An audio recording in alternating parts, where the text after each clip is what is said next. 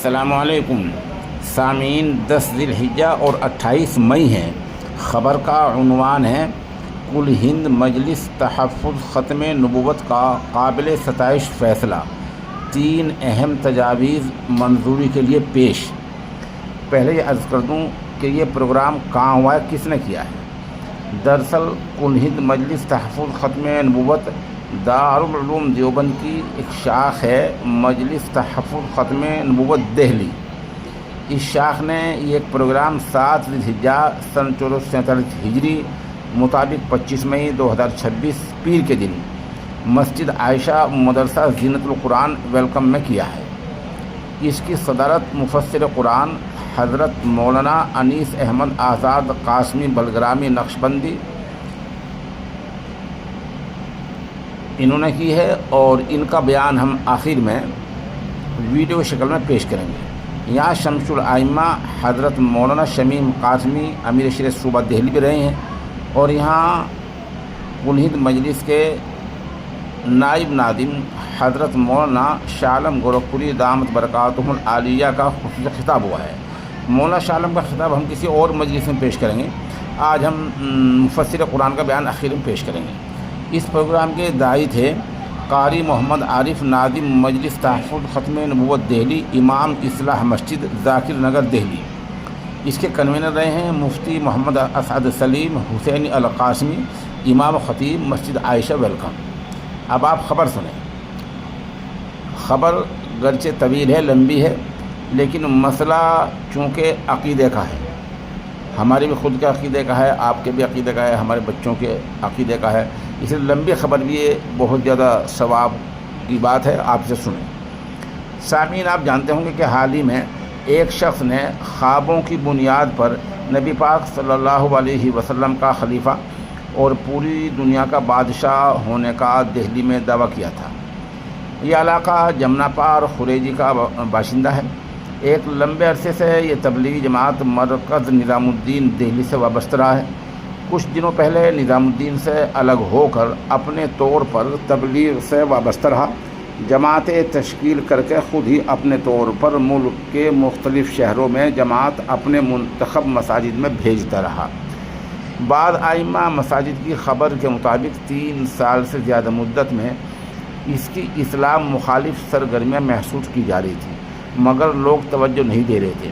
اس خاموشی کا فائدہ اٹھا کر اس نے 2-3 مہینے سے ایک قدم آگے بڑھایا اور ایک نوعمر امرد لڑکے کو خواب دیکھنے والا تیار کر کے اپنے لیے نبی اکرم صلی اللہ علیہ وسلم کا خلیفہ ہونے کا منصب تجویز کیا اور اس پر براجمان ہو گیا، العیاذ باللہ۔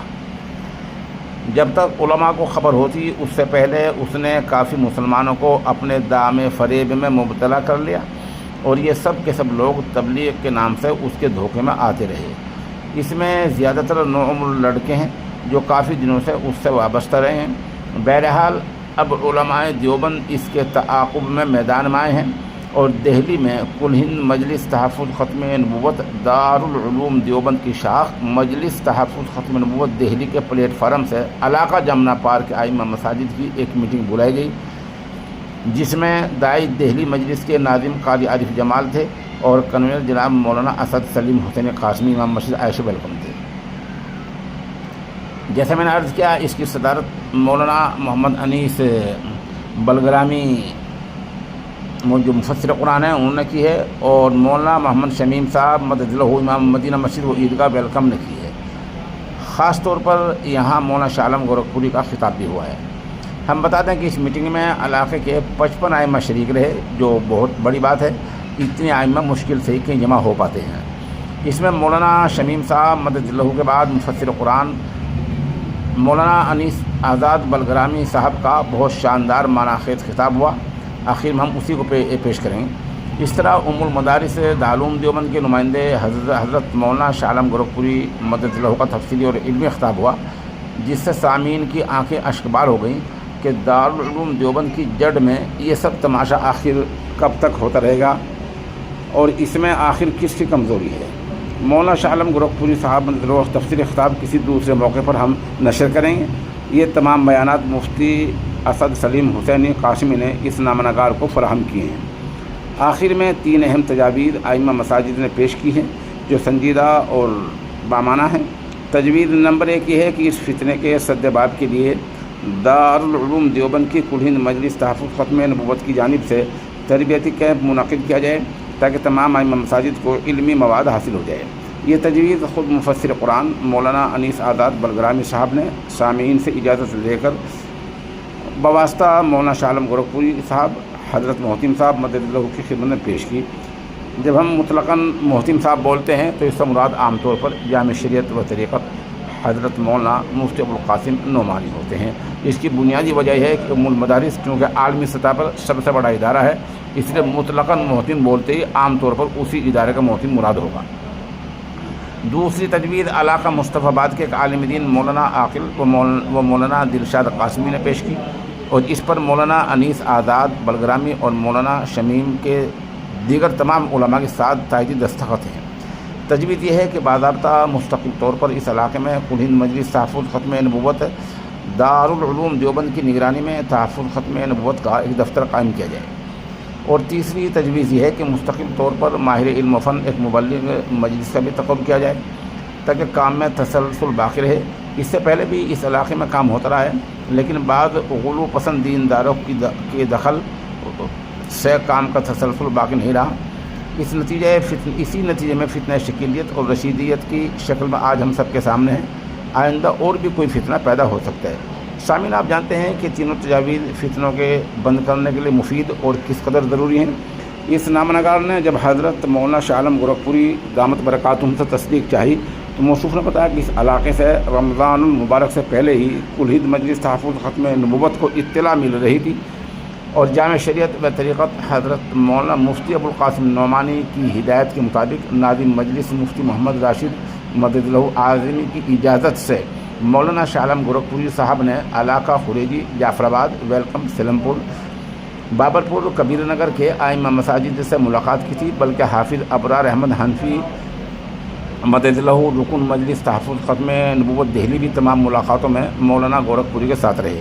مولانا شمیم مدد اللہ اور مولانا انیس آزاد بلگرامی صاحب سے اہم مشورے مستقبل میں سنجیدہ اور ٹھوس کام کے تعلق سے ہوئے۔ گویا مولانا گورکھپوری صاحب کی گہری نظر اس علاقے پر پہلے سے ہے۔ مجلس شورا اور کل ہند مجلس کے اکابر اس علاقے کی صورتحال سے غافل نہیں ہیں۔ ذریعہ اثنا یہ حالات پیش آ گئے اور بعض ناگفتہ بھی حالات بھی سامنے آ رہے ہیں۔ ان حالات کے مد نظر باوجود اس کے کہ حضرت محتم صاحب سفر حج میں ہیں، لیکن اس جانب مولانا شاہ عالم گورکھپوری مدد اللہ کو فون کر کے میٹنگ کی ہدایت فرماتے رہے۔ اس آپ اندازہ لگا سکتے ہیں کہ سفر حج پر بھی حضرت محتم صاحب اس کے لیے تشویش مند اور فکر مند تھے۔ بہرحال یہ میٹنگ مسجد اللہ والی ویلکم میں منعقد ہوئی اور توقع سے زیادہ ائمہ مساجد نے دارالعلوم دیوبند کی آواز پر لبیک کہا۔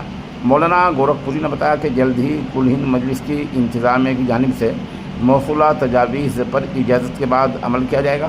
اس میں مجلس شورا کی اجازت و ہدایت بھی درکار ہوگی۔ بقیہ تینوں تجاویز کی منظوری کے اشارے مولانا شاہ عالم گورکھپوری مدد اللہ نے دے دیے ہیں۔ میٹنگ کی تیاری میں جناب مولانا واصف اناوی اور مولانا عبداللہ تیماپوری سابق فضلائے شعبہ تحفظ ختم نبوت دارالعلوم دیوبند اور مولانا اسد سلیمی حسینی ویلکم، مولانا ارشد محمود صاحب قاسمی بجنوری وغیرہ علماء نے بڑا تعاون پیش کیا۔ آخر میں مسجد اللہ والی کے امام صاحب نے تمام سامعین و معاونین کا شکریہ ادا کیا۔ صبح 9 بجے سے 12 بجے تک یہ میٹنگ چلی اور مولانا شاہ عالم گورکھپوری مدد اللہ کی رقت آمیز دعا پر اختتام پذیر ہو گئی۔ اب آپ مفسر قرآن کا بیان سنیں۔ وأزواجه وذرياته وأهل بيته أجمعين أما بعد، حضرات علماء کرام، ائمہ اعظام، اس وقت ہم اور آپ ایک نہایت نازک مسئلے کے تحت میں یہاں جمع ہوئے ہیں، اور وہ فتنہ جو بڑے طویل زمانے سے برپا ہو رہا تھا، ہمارے اور آپ کے درمیان اس فتنے کی ہلاکت خیزی آ چکی ہے۔ اس فتنے کے سد باب کے لیے ہماری اور آپ کی جو مذہبی اور دینی ذمہ داری ہے وہ انشاءاللہ ہم سب مل جل کے ضرور نبھائیں گے، لیکن ایسے نازک مسائل کا مقابلہ کرنے کے لیے، بلکہ یوں کہیے کہ عوام کو افہام اور تفہیم کے ذریعہ اسلام کے بنیادی عقائد سے روشناس کرانے کے لیے تربیت ہونی بہت ضروری ہے۔ آپ کے علوم و معارف کا انکار نہیں، لیکن کسی بھی موضوع پر جب کچھ کام کیا جاتا ہے تو اس کی ایک ترتیب ہوتی ہے، اور وہ ترتیب بغیر تربیت کے حاصل نہیں ہو سکتی۔ اگر آپ اجازت دیں تو آپ تمام حضرات کی طرف سے میں مخدوم و مکرم حضرت مولانا شاہ عالم صاحب دامت برکاتہم العالیہ کے توسط سے دارالعلوم دیوبند تک اپنی یہ گزارش بھجوا دوں کہ دارالعلوم دیوبند ہماری تربیت کا کوئی انتظام کرے اس موضوع پر، اور دارالعلوم دیوبند کی گائیڈ لائن کے تناظر میں ہم لوگ کام کریں گے۔ اللہ نے آپ کو جو علوم عطا کیے ہیں وہ مسلم ہیں، اس کا انکار نہیں، لیکن کسی موضوع پر کام کرنے کے لیے اپنے بڑوں سے تربیت لینی ضروری ہوتی ہے کہ وہ کام کیسے کیا جائے۔ مثلا اس فتنے کی بنیاد، یعنی اس شخص کے سارے کاروبار کی بنیاد خواب ہے۔ ابھی تک جتنی باتیں سننے کو ملی، جو رپورٹیں آئی ہیں، اس کے تناظر میں یہ بات کہی جا سکتی ہے کہ اس فتنے کا سارا دار و مدار خوابوں پر ہے۔ تو کیوں نہ ہم اور آپ پہلے اپنے تئیں اسلام میں خوابوں کی حیثیت کو جاننے کی کوشش آج سے شروع کر دیں۔ جب دارالعلوم دیوبند ہماری اور آپ کی تربیت کا کوئی انتظام کرے گا تو خواب کے ان حقائق کا جتنا بھی ہم نے اور آپ نے مطالعہ کر رکھا ہوگا، ہمارے لیے اس تربیتی پروگرام میں شریک ہونا اور زیادہ مفید ثابت ہوگا۔ مثلا قرآن مجید میں چند خوابوں کا تذکرہ اللہ نے کیا ہے۔ جب ہم قرآن مجید کے تناظر میں ان خوابوں کا جائزہ لیتے ہیں تو یہ بات تو محقق طور پہ ثابت ہو جاتی ہے کہ خواب کی دنیا کچھ اور ہے۔ خواب میں جس کو ہم نے دیکھا، کیا اسے ان چیزوں کا پتہ چل جاتا ہے جو ہمارے خواب میں منکشف ہوئیں۔ اس سلسلے میں اب سے 4000 سال پہلے کا اللہ کے خلیل ابراہیم علیہ السلام کا خواب قرآن کے حوالے سے پڑھ لیجئے۔ انی اریٰ فی المنام انی اذبحک، یہ بوڑھا باپ ابراہیم اپنے بیٹے سے کہہ رہا ہے۔ تو کیا اسماعیل علیہ السلام کو اس وقت یہ پتہ چل گیا تھا جب ابراہیم علیہ السلام یہ خواب دیکھ رہے تھے کہ وہ انہیں ذبح کر رہے ہیں، تو کیا اسماعیل کو اس کی خبر ہو گئی تھی؟ یہ کون سی دنیا ہے؟ دیکھا کسے؟ اس کے ساتھ میں ایک عمل بھی ہوا، لیکن جسے خواب میں دیکھا ان کے ساتھ ذبح کا جو عمل ہو رہا ہے اس کی اسماعیل کو کان و کان کا خبر نہیں۔ تبھی وہ کہہ رہے ہیں کہ فانظر ماذا تری، میں نے ایسا دیکھا ہے، ابھی تمہیں کچھ نہیں معلوم، میرے بتانے کے بعد اب تم بتاؤ کہ جو میں نے دیکھا ہے اس میں تمہاری کیا رائے ہے۔ جو ان کا جواب ہے وہ آپ کو معلوم ہے۔ خوابوں کی دنیا کا ایک بڑا خواب جنہیں اللہ رب العزت والجلال نے تعبیر علم کا ایسا فن عطا کیا تھا کہ انہوں نے اپنی دعا میں اس کا اقرار و اعتراف کرتے ہوئے کہا، رب قد آتیتنی من الملک وعلمتنی من تأویل الاحادیث۔ چھوٹے سے تھے تو خواب دیکھا 11 ستارے ان کے سامنے سجدہ ریز ہیں، چاند سورج بھی۔ سوال یہ ہے کہ خارج میں وہ کون سے ستارے ہیں جو ان کے سامنے سجدہ ریز ہیں؟ 11 خارج میں ستارے، خارج کا وہ کون سا سورج ہے، خارج کا وہ کون سا چاند ہے جو ان کے سامنے سجدہ ریز ہوا تھا؟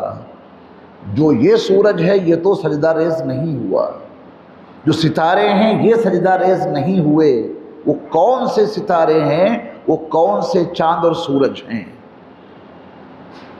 یوسف علیہ السلام جب آپ کے ساتھ 2 نوجوان مزید داخل ہوئے، ان دونوں نوجوانوں کے خوابوں کا بھی تذکرہ قرآن نے کیا ہے۔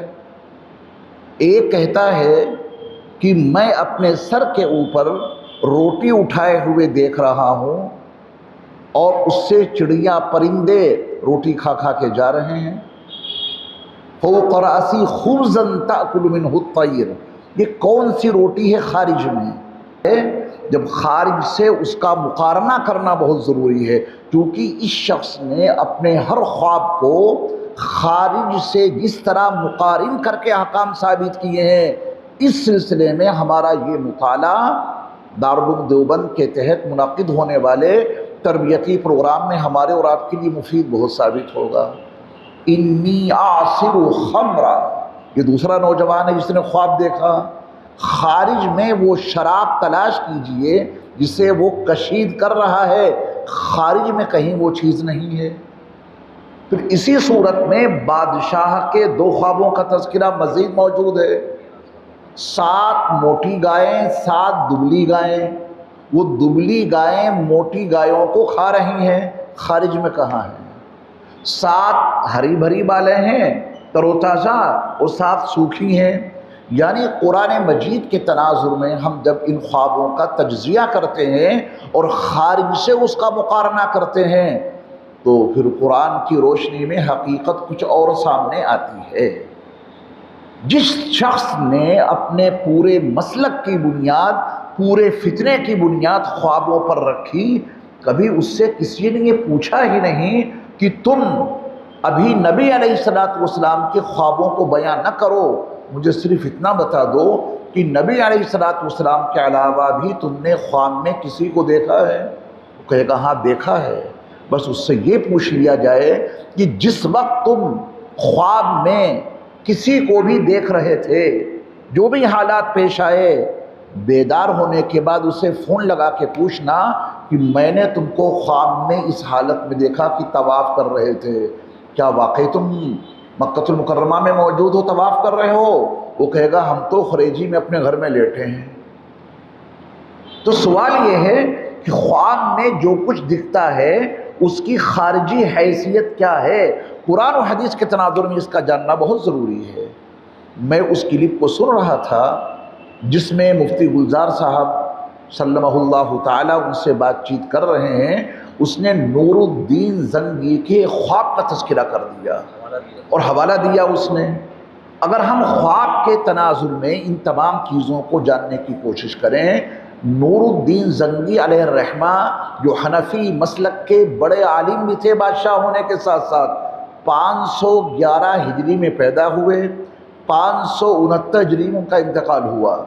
آپ کے وصال کے تقریباً 200 سال کے بعد یہ واقعہ آپ کی طرف منسوب کیا گیا، 200 سال کے بعد بغیر کسی سند کے۔ نور الدین زنگی علیہ الرحمہ کے زمانے میں آپ کے جتنے معاصر لوگ ہیں کسی نے اس واقعے کا تذکرہ نہیں کیا، اس خواب کا تذکرہ نہیں کیا۔ آپ کی شخصیت پر جن بڑے 2 لوگوں نے، ابن الجوزی جیسے لوگوں نے ان کی شخصیت نگاری کی ہے، ان کی سیرت میں، ان کی شخصیت نگاری میں کہیں بھی اس خواب کا تذکرہ نہیں ہے۔ جی بس وہ کرتے ہیں، کر لیں، کرتے ہیں، کر لیں، گنجائش ہے، لیکن جب عقیدوں کو اس سے ثابت کیا جائے گا تو پھر تحقیق ضروری ہے۔ تحقیق نہیں بلکہ تنقید ضروری ہے، اور تنقید میں یہ بات محقق ہو کے آئے گی کہ یہ واقعہ موضوع ہے، اس کا حقیقت سے کوئی تعلق نہیں۔ نور الدین زنگی علیہ الرحمہ کے سیرت نگار ان کی حیات میں ایسا کوئی واقعہ ذکر نہیں کرتے۔ آپ سے 200 سال کے بعد ایک انسان اٹھتا ہے اور یہ واقعہ نور الدین زنگی علیہ الرحمہ کی طرف منسوب کر دیتا ہے۔ چلیے دیکھا ہے اگر انہوں نے، پھر خارج سے اس کا تطابق۔ تو ایسے موضوع واقعات کو بنیاد بنا کے جب عقائد ثابت کیے جا رہے ہوں تو ہماری اور آپ کی ذمہ داری بڑھ جاتی ہے، عامت الناس کو بھی ہم خواب کی دنیا سے متعارف کرائیں کہ اس کی حقیقت کیا ہے، اس میں کیا دکھتا ہے، کیا ہوتا ہے۔ ہم اور آپ جتنے بھی خواب دیکھتے ہیں اس میں کچھ شخصیات دکھتی ہیں۔ تو بہرحال یہ کوئی ایسا موضوع ہے جو میں آپ کو سمجھاؤں، آپ حضرات ان حقائق سے بخوبی واقف ہیں، میں آپ کے علم میں کوئی اضافہ نہیں کر سکتا، صرف توجہ اس بات پہ دلا سکتا ہوں کہ ہم سب دارالعلوم دیوبند سے گزارش کریں حضرت مولانا شاہ عالم صاحب کے ذریعہ کہ حضرت ہماری تربیت کر دیجیے. ہم ان موضوعات پہ گفتگو کرنے کے لیے تربیت چاہتے ہیں. ہمیں ترتیب معلوم ہو جائے کہ ہم کیسے کام کریں، پھر اسی نقش قدم پر انہی خطوط پر جو دارالعلوم دیوبند ہمیں اور آپ کو دے، ہمیں اور آپ کو پھر ایک زباں ہو کر اس پہ گفتگو کرنی ہے. انشاءاللہ گفتگو ہو رہی ہو اور کوئی صاحب کہیں صاحب یہ تو خبر واحد ہے. ایک آدمی کے خواب کو خبر واحد ہم بتائیں اور پھر اس سے کچھ ثابت کرنا چاہیں تو ہم مزید مصیبتیں کھڑی کر دیں گے. بخاری شریف کی جو سب سے پہلی حدیث ہے انما الاعمال بالنیات، وہ بھی تو خبر واحد ہے. یہ بحثیں کوئی عوام کے درمیان لانے کی ہیں خبر واحد کے ذریعہ سے کہ صاحب ایک آدمی نے خواب دیکھا ہے. اس کو خبر واحد کے حوالے سے ٹالا نہیں جا سکتا. خواب کی بنیادوں کو سمجھ کر اس کے حقائق کا جب انکشاف کیا جائے گا تو ہم پہلے اپنے آپ کو مطمئن کریں گے انشاءاللہ اس تربیت کے نتیجے میں، اور پھر جو اس سے متاثر نہیں ہیں ان کو بھی سمجھائیں گے اور جو متاثر ہیں ان پر خصوصی محنت کریں گے. علی میاں صاحب ندوی علیہ الرحمہ کا ایک قول عرض کر دوں، اس کے بعد میں اجازت چاہوں گا. بڑی عجیب بات حضرت نے فرمائی. عبدالرشید سے بھی تربیت یافتہ لوگ ہی بات کریں، ہاں، اس سے بھی غیر تربیت یافتہ، غیر تربیت یافتہ کوئی اس موضوع پر بات ہی نہ کرے. دیکھیے فتنہ جب وجود میں آ جاتا ہے، چھوٹا ہو یا بڑا، وہ ختم ابھی تک تو ہوا نہیں. کوئی ایک فتنہ، امام بخاری علیہ الرحمہ نے کتاب التوحید قائم کر کے جتنے فرق باطلہ کا تذکرہ کیا اور تردید کی، نام تو بدل گیا، فکر موجود ہے. آج آپ کو کوئی معتزلی نظر نہیں آئے گا، لیکن برحال جو بھی کہیں وہ تو ان کا حق ہے کہنے کا. تو میں عرض یہ کر رہا تھا کہ بغیر تربیت کے بات بنے گی نہیں. ہماری اور آپ کی تربیت ہو اور جن خطوط پر ہو جس دوران تربیت ہو رہی ہوگی تو ہم اس کی باتیں اپنے مربی کے سامنے رکھیں گے کہ اس کا یہ بھی کہنا ہے، اس کا یہ بھی کہنا ہے. اس کے لیے وہ ہمیں کیا ہدایت دیتے ہیں اسی کو پکڑ لیں گے انشاءاللہ. یہ تو میں ایک مثال، تمثیل سے تفہیم میں تسہیل ہوتی ہے، تو میں نے اس کے خوابوں کی بنیاد کو آپ کے سامنے بطور مثال کے عرض کر دیا کہ اگر ہم اس زاویے سے خوابوں کا تجزیہ کرنا شروع کریں تو جتنی اس کی بنیادیں ہیں وہ سب ہل جائیں گی ایک لمحے میں. وہ کہتا کہ ہم نے نبی کو خواب میں دیکھا، نبی علیہ السلام کو خواب میں دیکھا، وہ تو میں نے عرض کیا کہ بات کی بات ہے، کسی اور کو بھی دیکھا، اور جسے دیکھا اس سے ابھی فون کرو، اسی وقت فون کرو جب آنکھ کھلے کہ میں نے آپ کو خواب میں اس حالت میں دیکھا ہے، کیا آپ ہی تھے یا کوئی اور تھا؟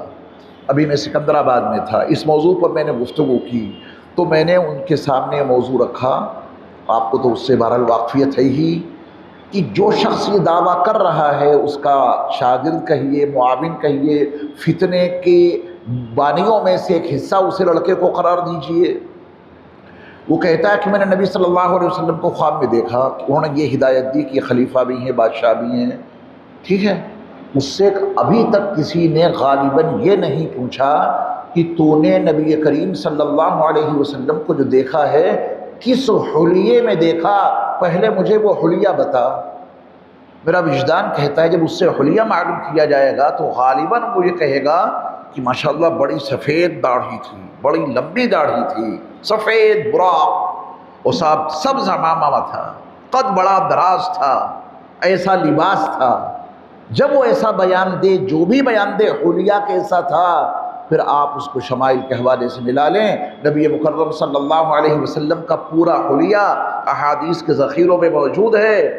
تو جب وہ بیان دے کہ بڑی سفید لمبی داڑھی تھی تو اس سے کہہ دیا جائے کہ تم نے کسی اور کو دیکھا ہوگا، ہمارے نبی تو اس حالت میں تھے نہیں، اس حیت میں نہیں تھے. اب اس پر جو وہ بحثیں ہیں کہ وہ آئینہ ہیں، اس میں وہ دکھے گا جو آپ ہوں گے، پینٹ شرٹ میں آپ دیکھیں نبی کو تو وہ نبی ہے، ایک مستقل موضوع ہے. اس پر تحقیق کی ضرورت ہے اور اس فقیر نے اس موضوع کو کچھ حد تک جاننے کی کوشش کی ہے. تو جب ہم تربیت میں بیٹھیں گے انشاءاللہ جو آپ کے سوالات ہوں گے وہ اپنے مربی کے سامنے رکھیں گے، یہ فقیر بھی اپنے سوالات رکھے گا، ادھر سے جو ہدایات ملیں گے اس کے مطابق کام کریں گے انشاءاللہ۔ تو حضرت مولانا سے گزارش کر دی جائے کہ ہماری یہ ضرورت دارالعلوم دیوبند تک پہنچا دی جائے کہ ہم سب طالب علم ہیں، وہ زندگی کے آخری سانس تک طالب علم بن کے رہیں گے۔ وہاں سے نکل آئے ہیں نا، جڑے تو وہیں سے ہیں۔ نکلنے کا یہ مطلب نہیں کہ ہم نے اپنے زانوِ تلمذ اٹھا لیے، وہ ابھی تک وہیں طے ہیں۔ ہمارے اساتذہ جو جا چکے ہیں اور جو اس وقت وہاں کے اساتذہ ہیں، اس ام المدارس کی عظمتوں رفعتوں کا تقاضا ہے۔ عمر میں اگرچہ وہ ہم سے اور آپ سے چھوٹے ہیں مگر ان کی نسبت بہت بڑی ہے، وہ بھی ہمارے استاد ہیں، عمر میں چھوٹے صحیح، بعد کے فارغ صحیح، لیکن ان کی نسبت اتنی عظیم ہے کہ ہم ان کو اپنا استاد مانتے ہیں۔ ان سے انشاءاللہ فائدہ اٹھائیں گے، استفادہ کریں گے انشاءاللہ۔ یہ چند گزارشات تھیں آپ سے۔ ہاں، علی میاں صاحب ندوی رحمۃ اللہ علیہ کا مقولہ بجائے واقعے کے مقولہ، بڑی عجیب بات کہی حضرت نے۔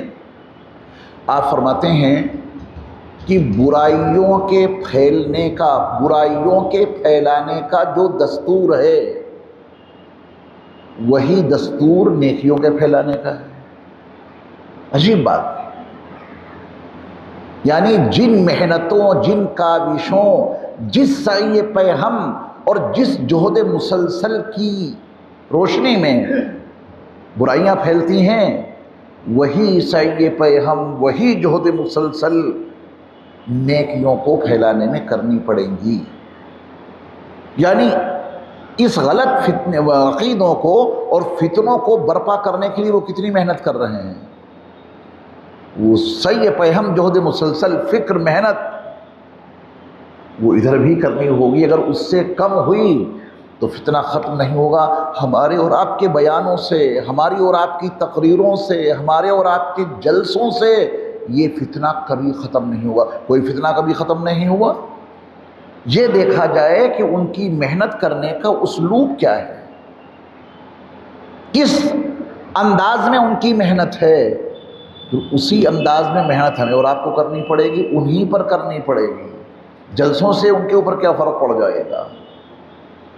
تو جو دستور ہے برائی پھیلانے کا وہی دستور ہے نیکی پھیلانے کا۔ رخ بدلنا پڑے گا۔ حضرت عمر کے غصے کا رخ بدلا ہے میرے مصطفیٰ نے، غصہ نہیں ختم کیا، غصہ تو ہے، رخ بدل دینا ہے۔ جو برائی پر محنت ہو رہی ہے وہی محنت نیکی پر ہو جائے۔ جو پیسہ برائی کو عام کرنے پہ خرچ ہو رہا ہے وہی پیسہ نیکی کو عام کرنے پہ خرچ ہو جائے تو نیکی عام ہو جائے گی۔ محنت تو اپنا رنگ دکھاتی ہے۔ تو سعی پیہم، جہد مسلسل، مضبوط فکریں، اتحاد، باہمی اتفاق اور ایک دوسرے کا احترام بہت لازم ہے۔ آپ سب میرے لیے بے پناہ قابل احترام ہیں، دل سے ایک دوسرے کا احترام لازم ہے۔ ہم دوسروں کو کیا سبق دیں گے؟ اگر میں آپ کا احترام نہ کر سکا تو پھر میں دوسروں کو کیا سبق دوں گا؟ تو بات غلط ہو جائے گی نا۔ ہم ایک دوسرے کو عزت دیں، احترام کریں۔ آپس میں کسی موضوع پر نظریاتی اختلاف ہے اس کا تذکرہ کہیں اور نہ کریں، اسی سے کر لیں جس سے نظریاتی اختلاف ہے۔ تو ہم سب کی زبان ایک ہو، تربیت ملے گی تو ہمارے لیے اور آپ کے لیے ایک صراط اور ایک راستہ قائم ہو جائے گا کہ یہ بات کرنی ہے بس۔ اس کے علاوہ کوئی نیا سوال آتا ہے تو جواب دینے میں جلدی ضروری نہیں ہے، بلکہ اس کے بارے میں اوپر سے ہدایت لے لیں کہ اب یہ موضوع آیا ہے، اس پر ہم کیسے کام کریں، اس کا کیسے جواب دیں۔ تو انشاءاللہ اس فتنے کا قلاقمہ اس تربیت کے نتیجے میں کیا جا سکتا ہے۔ یہ میرا وجدان تھا جو آپ کے سامنے رکھ دیا۔ اس سے بہتر آپ کوئی مشورہ دے سکتے ہو تو ضرور دیجیے گا۔ اللہ تعالی ہم سب کو اس فتنے کا دلائل اور شواہد کے ساتھ ایسا مقابلہ کرنے کی توفیق عطا فرمائے کہ اس فتنے کا قلاقمہ ہو جائے۔